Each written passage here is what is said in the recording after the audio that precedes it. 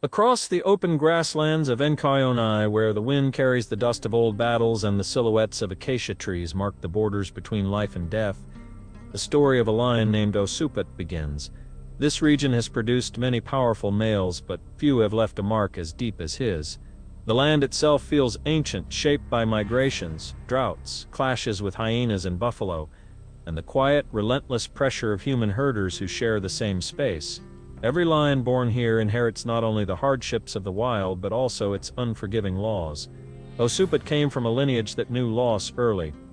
He grew alongside his brother Nikandu, a lion whose strength matched his own. Together they navigated the dangers of their territory, learning to read the earth for signs of rivals and threats. Their home was large, stretching across valleys where elephant paths cut through the hillsides, and where the grass hid both opportunity and ambush. It was a land of beauty, but never safety. The tension between lions and the surrounding pastoral communities had always been part of their existence. Cattle moved across the landscape, guarded by herders who, when pushed into conflict, could end a lion's legacy with a single spear. Nikandu was one of the many victims of this fragile relationship. His death left Osupaat with a wound that would never fully heal, shaping him into a lion who carried both memory and burden. It was not glory that forged him, but survival. As Osupaat matured, his presence grew heavy across the plains. He was not seen as a savior or gentle monarch.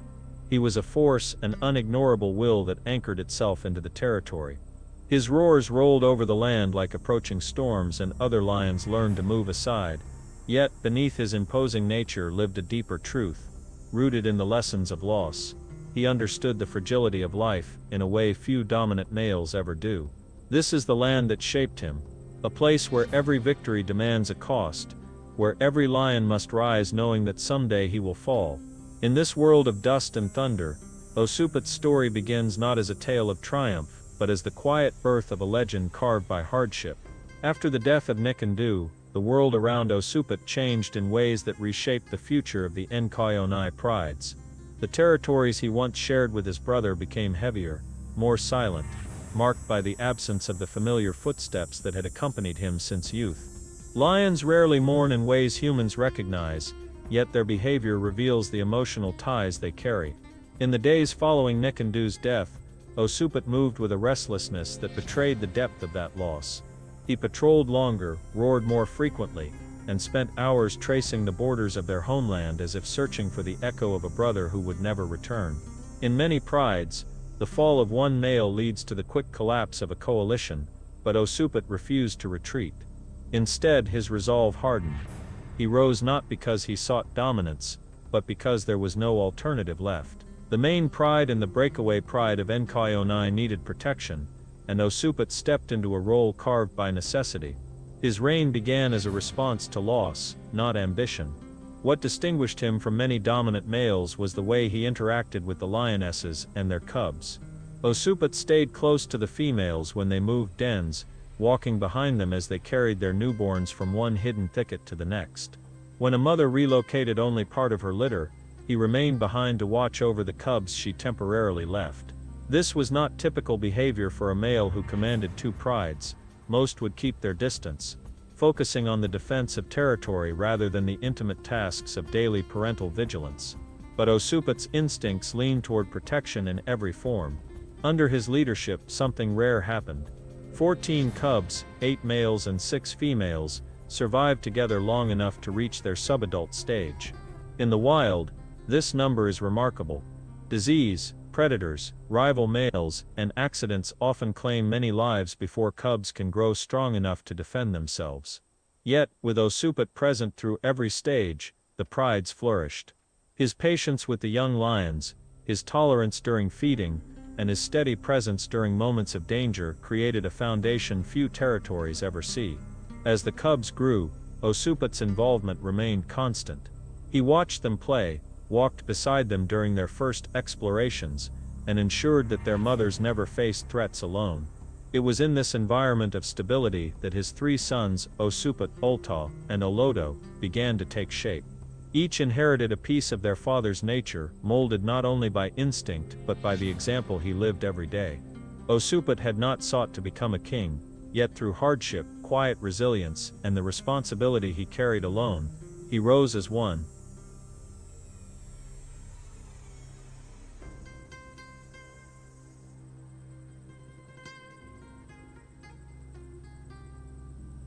To understand Osupaat's sons, and the unique bond they shared with their father, it is necessary to understand the culture of the Enkoyonai prides. These prides were shaped not only by their environment, but by the generations of lions that came before them. The Enkoyonai main pride and the breakaway pride had long been known for their unusual cooperation. Unlike many regions where lionesses were quick to split or turn hostile during times of scarcity, the Enkoyonai females had a history of working together with a sense of unity uncommon in the wild. This cooperative spirit was especially visible in how they raised their young. Cub sitting was not exclusive to a single mother. Lionesses took turns watching over the young of others, sometimes nursing cubs that were not their own. Older subadult females assisted during hunts and often shielded smaller cubs when danger appeared. Their social structure was built on a foundation of shared responsibility, a trait that shaped the character of every young lion born there. Perhaps the most striking example of this was the story of a young lioness from the breakaway pride. Still barely past her own adolescence, she stood her ground against a group of hyenas to protect her younger siblings. She fought with a determination far beyond her size and experience, buying time for the cubs to escape. She did not survive the encounter, but her sacrifice became part of the collective memory of the pride.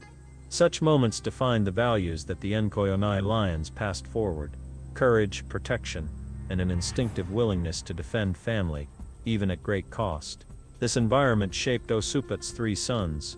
Osoit grew into a confident explorer, often the first to investigate new scents or sounds. Oltau carried a calm, observant nature, watching before acting, absorbing every detail around him. And Olodo, the youngest, inherited a blend of caution and tenderness. As the son of Nekundu's lineage, he seemed to carry a quiet sensitivity that set him apart even as a cub. The Enkoyonai prides did not simply raise lions, they forged identities, and in this crucible of cooperation and courage, Osupaat's sons learned what it meant to belong to a legacy greater than themselves. The path that connected the lands of Enkoyonai and Hammerkop was not one normally crossed with ease. Each pride guarded its territory with vigilance, and the lionesses of Hammerkop had long lived under a different rhythm, shaped by their own histories, their own alliances, and their own losses. Yet in 2024, something unusual happened. The number one Hammerkop lioness, the dominant female of her pride, ventured deeper into Enkoyonai territory than any Hammerkop lioness had done in recent years. Her presence there was not driven by conflict. It seemed instead to be a moment where instinct, timing, and circumstance aligned. It was during this rare journey that she encountered Osupaat. Their meeting was not marked by aggression. There were no displays of dominance or warnings exchanged. What happened instead was the quiet recognition between two experienced lions who understood the weight of leadership. The Hammerkop leader observed the composure with which Osupaat carried himself. Even without a coalition beside him, he radiated confidence shaped by seasons of responsibility. The land itself felt calmer around him. She had seen males who relied on size and force, but Osupaat's presence was different. It came from endurance, not intimidation, and it made him stand out immediately. Their encounter did not last long, but it left an impression strong enough to alter the path of both prides. Not long after, the Hammerkop lioness led Osupaat across the border into her own territory, a decision that carried risks for both of them. Introducing an outsider male to a pride with young cubs can trigger immediate violence. Yet she seemed to sense something in Osupaat's nature that made her trust him. When they returned to Hammerkop territory, the lionesses watched cautiously. There were cubs in the pride, small, vulnerable, and entirely dependent on their mothers. Any other male would have been seen as a potential threat. But Osupaat did not act with hostility. He accepted the presence of the cubs without aggression, moving through the pride with patience and calm. His behavior went against the typical expectations of a new dominant male entering a pride. Instead of asserting control through fear, he settled into their world with a quiet firmness that reassured the lionesses. This acceptance marked the beginning of a shift. It was the foundation of a new relationship between Osupaat and the Hammerkop pride, one built on trust rather than conquest. From that moment forward, the fate of two territories began to intertwine, setting the stage for events no one could have predicted. 3 months after Osupaat entered the Hammerkop Pride, an event unfolded that neither pride had experienced before. Without warning or ceremony, Osupaat returned to Hammerkop territory with his 3 sons beside him. Osoit, Oltau, and Olodo had crossed the landscape under their father's guidance, leaving behind the familiar hills and plains of Enkoyonai to join a pride that did not yet know them. Their arrival marked a turning point that carried equal measures of risk and possibility. In lion society, young males entering a pride that is not their own is an event filled with tension. The females of the Hammerkop Pride had already accepted Osupaat, but his sons were strangers. They were nearly 3 years old, large enough to be seen as potential threats, and still young enough to act with the impulsiveness of adolescence. Lionesses with cubs must be cautious, for young males unrelated to them can display unpredictable behavior. Even when they mean no harm, a playful bite or rough interaction can have tragic consequences. When the 3 brothers stepped into Hammerkop land, the lionesses retreated slightly, not out of hostility, but out of uncertainty. Their eyes followed the movements of these newcomers closely. Osoit, bold and curious, walked with his head held high. Oltau kept a measured pace, observing everything around him. Olodo followed just behind his brothers, quieter and more reserved, watching the lionesses with the gentleness that had always set him apart. Osupaat's body language communicated calm assurance. He did not posture or assert authority aggressively.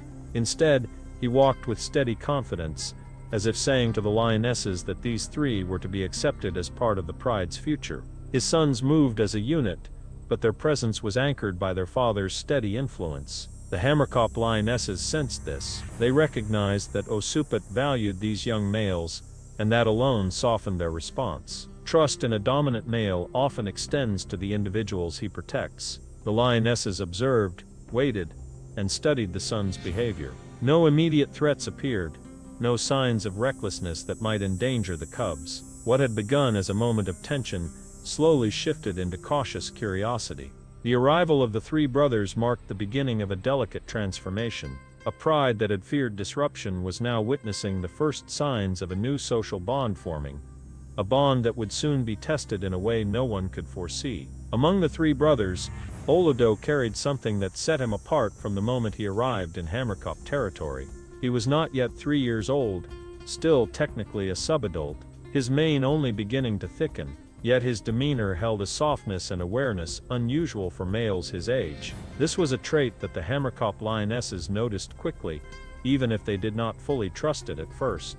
But it would soon become undeniable. One day, while the pride was resting, an event occurred that challenged the expectations of even the most experienced observers. The Hammerkop lioness number 3 was in the process of relocating her tiny cubs, a task that lionesses perform with caution and vigilance. She carried her newborns gently, moving them from one hiding place to another to keep them safe from predators and other threats. During such moments, lionesses remain alert and suspicious of any movement around them, even from members of their own pride. Yet, in a moment that seemed almost impossible, she left one of her newborn cubs beside Olodo.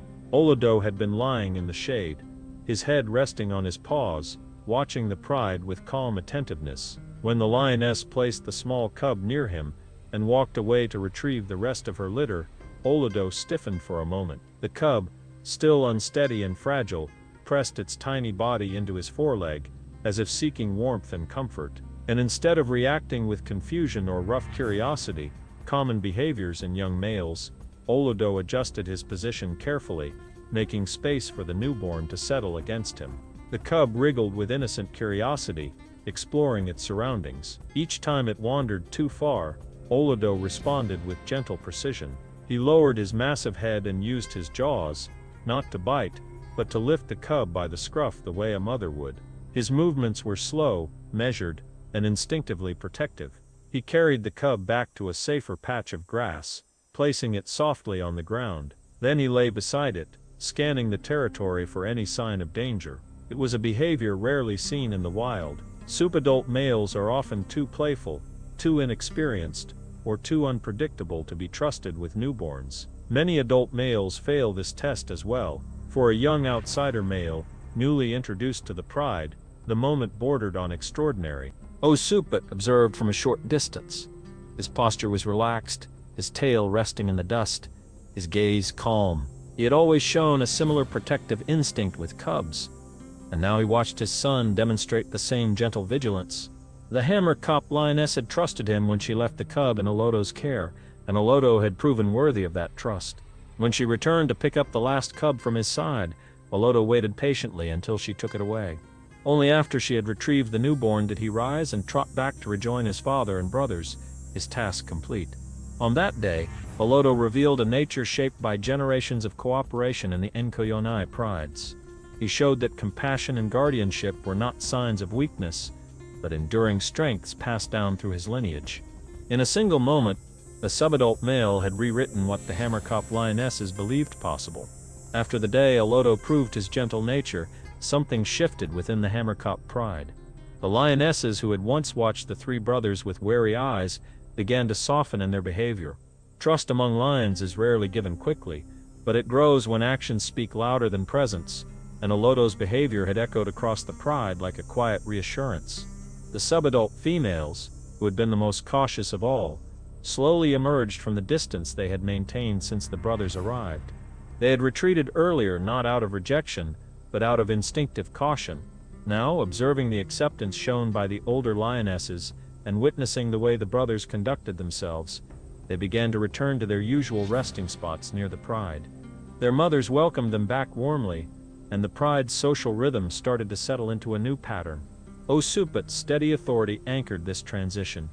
He carried himself through Hammerkop territory as though he had been part of it for years rather than months.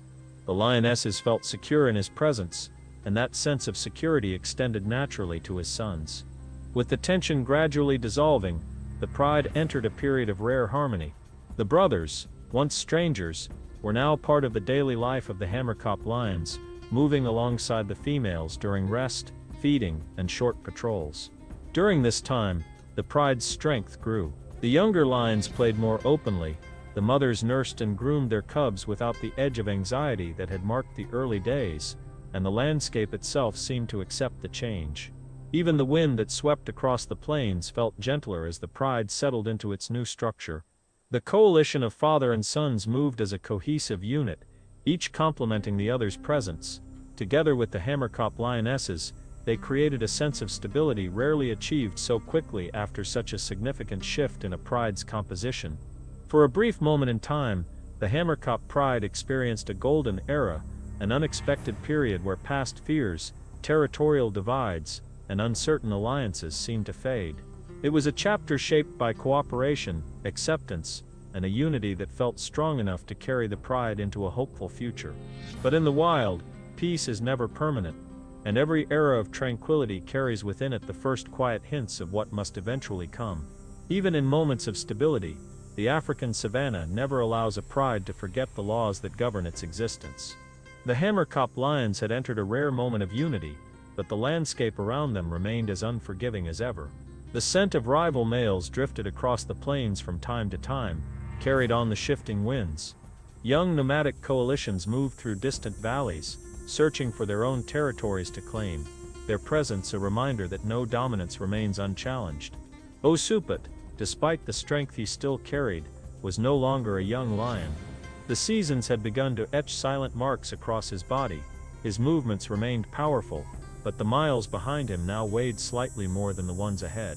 His sons, meanwhile, were nearing the stage where instinct would begin to pull them toward independence. In every pride, young males eventually disperse, driven by forces older than memory. The bond between Osupaat and his sons was strong, but nature would eventually call them toward their own battles.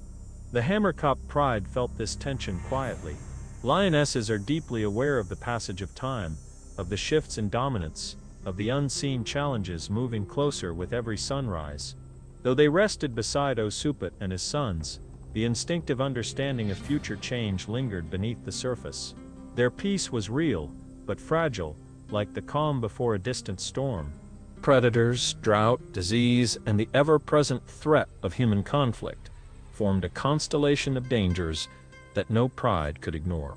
Rival coalitions could appear unexpectedly, drawn by the scent of females or the promise of territory. The savanna does not permit long reigns without demanding a price. Though nothing had yet disturbed their newfound harmony, the pride lived in a world where every king eventually falls, every coalition fractures, and every lineage faces the tests that define its future. Osupaat's future, like the future of every dominant male lion, is shaped by forces that even strength cannot outrun. In the wild, a king's decline is never a sudden moment, but a gradual approach, felt long before it arrives. It begins in the slight stiffness after rising, in the longer pauses before moving, in the quiet calculation that replaces the impulsive certainty of youth. For Osupaat, these signs were still subtle, almost hidden beneath the weight of his experience. Yet they belonged to an ancient pattern written into the life of every ruler of the plains. His sons, growing stronger each day, were destined to follow their own paths. No matter how deeply bonded a coalition may be, nature compels young males toward independence. They will seek territories of their own, challenge rivals, survive conflicts, and face dangers that no father can shield them from. The pride that had welcomed them would one day watch them leave, not with fear, but with the acceptance born from knowing that every generation must carve its own place in the world. For Osupaat, the struggle ahead is one shared by all dominant males, protecting his pride for as long as his strength allows, facing threats that come not only from other lions, but from a landscape that is forever changing. Rival coalitions may appear at any time. A single fight can alter a legacy. A confrontation with human herders, like the one that claimed Nyakundu, can end the reign of even the most experienced male. The savanna offers no guarantees, only choices shaped by instinct and circumstance. Yet the measure of a lion's life is not determined solely by how he falls, but by what he leaves behind. Osupaat's legacy stretches across two territories. He fathered cubs who grew safely into subadults, guided lionesses who trusted his presence, and shaped sons who inherited not only his strength, but his quiet compassion. Through him, two prides found a brief harmony that might not have existed otherwise. In the end, every lion's story bends toward the same truth. Reigns fade, territories shift, and bloodlines scatter. But the impact of a life, especially one forged through resilience, loyalty, and unexpected tenderness, remains woven into the land long after the roar of the king has fallen silent. Osupaat's story continues, not as a tale of endless dominance, but as a testament to a life lived fully within the harsh laws of the wild, a life whose echoes will carry forward in every lion shaped by the legacy he left behind. If you want to follow more real stories like this one, stories of lions whose lives shape the wild in ways few ever see, make sure to stay with us. Your support helps these tales reach more people who care about the fate of Africa's great predators. Subscribe, share this story with someone who loves wildlife, and let us know in the comments which lion you want to learn about next. The savanna is full of legends, and together we can keep their stories alive.